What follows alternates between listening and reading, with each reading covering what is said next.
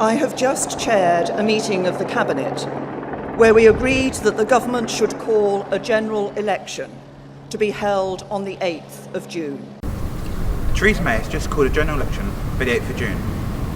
This will mean that anybody who's over 18 by the 22nd of May can vote in the general election. So please, do your bit and register to vote. Politicians want to form governments, and therefore politicians want to win elections. So as they put their programmes together, they think about who is going to vote, who do they need to appeal to.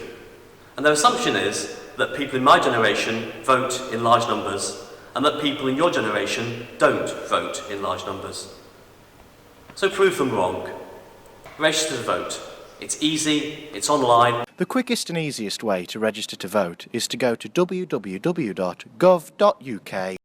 and search Register to Vote.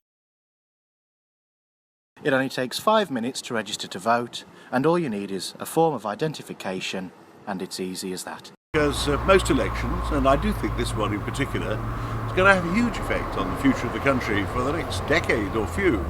And it's the futures of the people in universities that are going to be more affected than the pensioners who rather doggedly turn out to vote in huge numbers.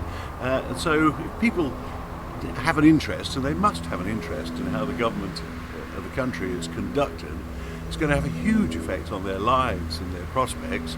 I think it's absurd not to bother to register for a vote. You should register to vote in the snap general election because the next 5 years could potentially dictate your future. Encouraging you to register to vote. You've got until the 22nd of May to get on the register so that you'll be able to cast your vote in the general election on the 8th of June. Obviously, politicians will only listen to you if you've got a vote. If you can tell us what it is that you want us to do, you can decide who's in Downing Street, you can decide who's your local representative standing up for you. You should register to vote to make sure your voice gets heard. You should register to vote, because if you don't register to vote, political parties won't give you what you want. Register to vote.